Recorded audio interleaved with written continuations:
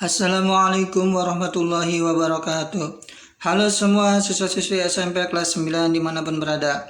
Kembali lagi kita berjumpa dengan mata pelajaran matematika. Kali ini kita akan membahas tentang materi transformasi. Masih bersama saya, Saiful Ikhwan SPD, guru matematika dari SMP Negeri 2 Anjatan Kabupaten Indramayu. Baiklah, langsung saja kita akan membahas tentang materi transformasi. Apa itu transformasi? Kita akan membahasnya tentang pengertian transformasi terlebih dahulu. Transformasi adalah suatu fungsi yang memetakan kedudukan setiap titik dari posisi awal menjadi posisi yang baru yang merupakan perubahan dari posisi tersebut atau perpindahan ya. Dari suatu posisi awalnya adalah X, Y ke posisi barunya X aksen dan Y aksen, itu adalah bayangannya. Untuk transformasi sendiri terdiri dari 4 jenis. Yang pertama adalah translasi atau pergeseran. Yang kedua ada refleksi atau pencerminan. Yang ketiga ada rotasi atau perputaran. Dan yang keempat ada dilatasi, perbesaran atau perkecilan. Itu ya, ada 4 jenis dari transformasi.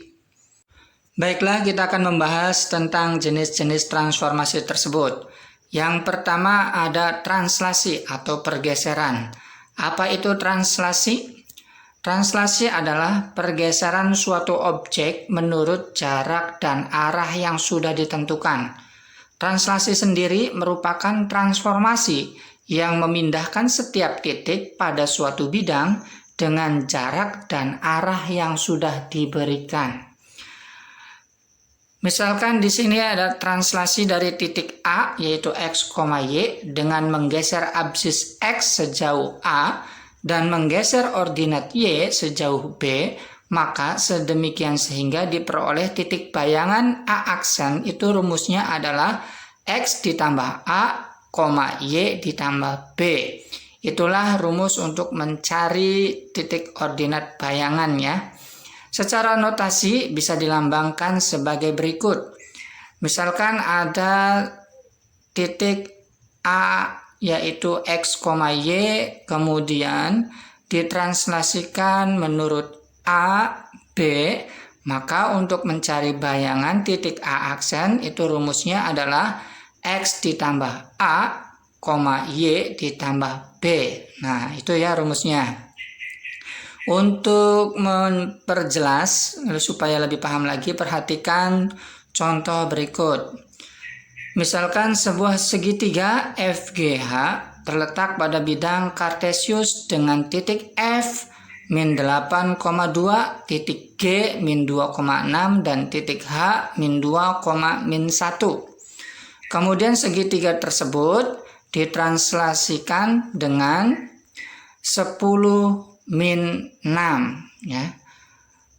Pertanyaannya, tentukan hasil translasi dari segitiga FGH tersebut dan gambarkan di bidang koordinat kartesius.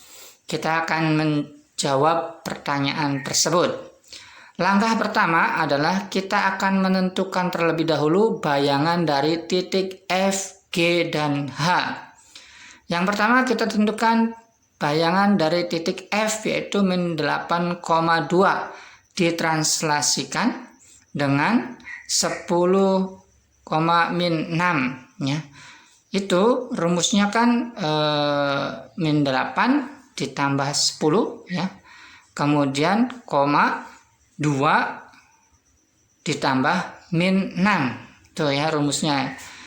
Maka bayangan dari titik F itu menghasilkan min 8 ditambah 10 adalah 2. 2 ditambah min 6 adalah min 4. Maka titik bayangan dari F adalah 2, min 4. Itu ya.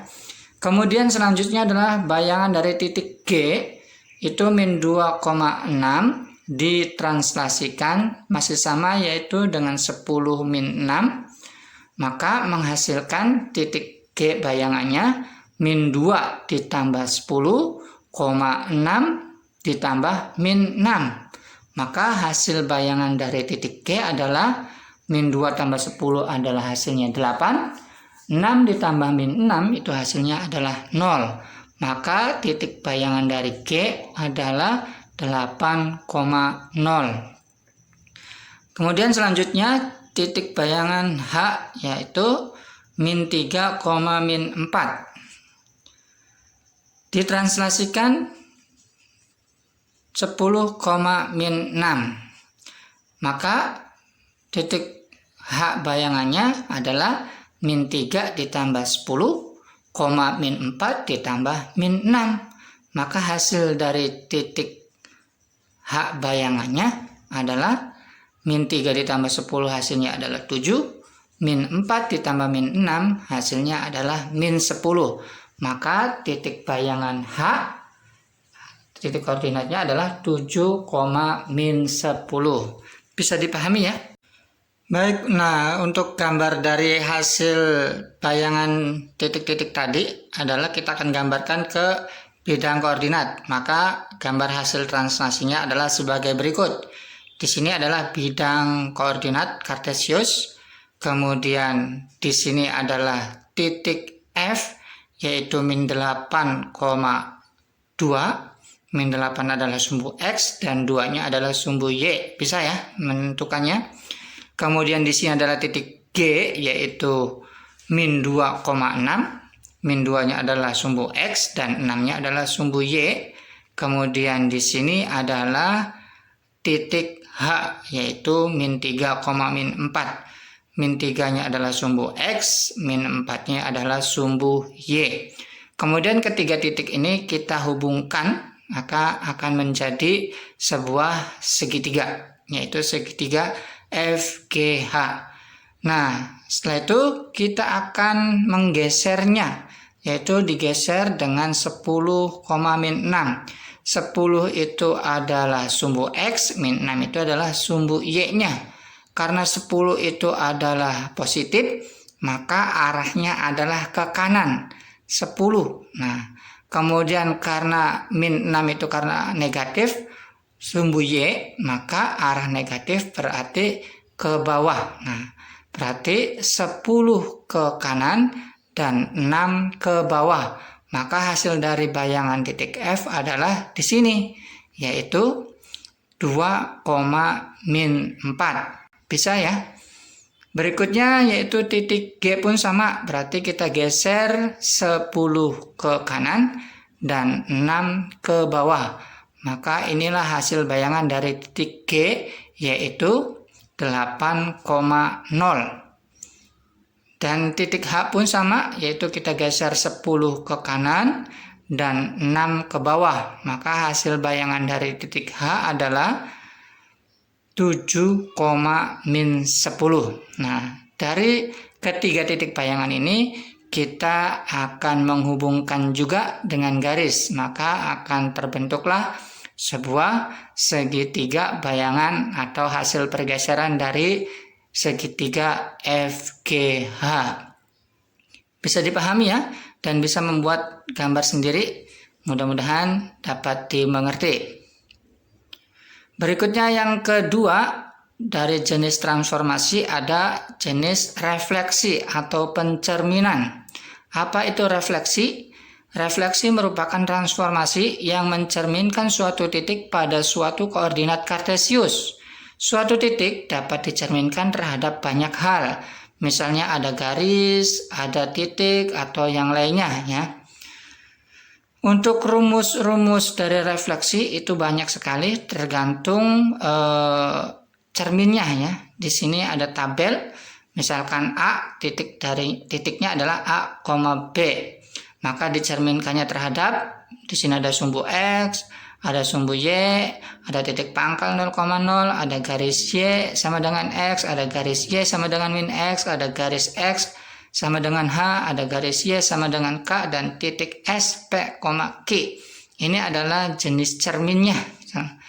Nah, maka hasil bayangannya atau hasil pencerminannya, apabila kita cerminkan terhadap sumbu X, maka hasilnya adalah dari titik A, B menjadi A, min B. Kemudian kalau cerminnya terhadap sumbu Y dari titik A, B menjadi min A, B. Kemudian kalau kita cerminkan terhadap titik pangkal 0,0, maka dari titik awal A, B menjadi min A, min B. Itu bayangannya ya. Kemudian kalau misalkan titik A yaitu A, B dicerminkan terhadap garis Y sama dengan X, maka kita tinggal balik saja bayangannya dari A, B menjadi B, A untuk bayangannya. Kemudian apabila cerminnya terhadap garis Y sama dengan min X, maka hasil pencerminannya adalah min B, min A. Ya. Kemudian kalau garis X sama dengan H, rumusnya adalah 2H dikurangi A, B. Kemudian kalau cerminnya kita cerminkan terhadap garis Y sama dengan K, maka rumusnya adalah A, 2K dikurangi B. Kemudian kalau kita cerminkan terhadap titik S, yaitu P, Q, maka hasilnya atau hasil pencerminannya adalah 2P dikurangi A, 2Q dikurangi B. Itu ya. Biar lebih jelas, perhatikan contoh berikut. Misalkan titik A berada pada koordinat 4,5. Tentukan koordinat titik A bayangan atau A aksen dibacanya ya, bila direfleksikan terhadap titik S 0,0.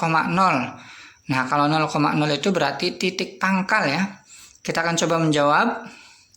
Titik A 4,5 kita refleksikan atau kita cerminkan terhadap S 0,0. Sekali lagi, 0,0 itu adalah titik pangkal yang ini ya. Maka rumusnya adalah menjadi min A, min B. Nah, di sini A-nya adalah 4, B-nya adalah 5. Maka hasil pencerminannya adalah tinggal kita kasih negatif saja. A aksen dalam kurung min 4, min 5. Bisa ya? Sesuaikan dengan rumus yang sudah ditentukan. Nah, untuk gambarnya sendiri, di sini ada bidang koordinat. Dari titik awalnya adalah 4,5 sini ya. Kemudian dicerminkan terhadap titik pangkal yaitu S yaitu 0,0, maka bayangannya adalah di sini yaitu menjadi min 4, min 5. Perlu diperhatikan bahwa untuk pencerminan jarak antara posisi awal itu harus sama dengan jarak bayangan ke cermin. Itu ya, jaraknya sama. Bisa dipahami ya? Selanjutnya, contoh misalkan biar lebih paham, tentukan bayangan dari sebuah titik P3,4 kemudian dicerminkan terhadap garis X sama dengan 2. Kita akan coba jawab. Dari titik P3,4 kemudian kita cerminkan yaitu terhadap X sama dengan 2. Nah, sesuaikan dengan rumus yang sudah ditentukan. Kalau X sama dengan 2 itu berarti sama dengan garis X sama dengan H. Itu rumusnya ya. Berarti hasil bayangannya nanti, hasil pencerminannya rumusnya 2H dikurangi A, B. Ya. H dengan H-nya itu ada sama dengan 2. Nah, maka hasil bayangannya atau hasil pencerminannya adalah P aksen dalam kurung 2 dikali 2 dikurangi 3,4. 2 kali 2 itu 4 dikurangi 3,4. Maka P aksennya adalah 1,4. Bisa dipahami ya? Untuk gambarnya sendiri adalah sebagai berikut. Di sini misalkan dari titik awalnya adalah P yaitu 3,4 kemudian dicerminkan terhadap X sama dengan 2 itu di sini ya. Garis X sama dengan 2. Maka jarak dari titik awal ke bayangan itu harus sama. Karena dari titik awal ke cermin atau ke garis X sama dengan 2 itu adalah 1, maka bayangannya pun jaraknya adalah 1. Itu di sini berarti hasilnya adalah 1, min 4. Bisa dipahami ya? Mudah-mudahan dapat dimengerti.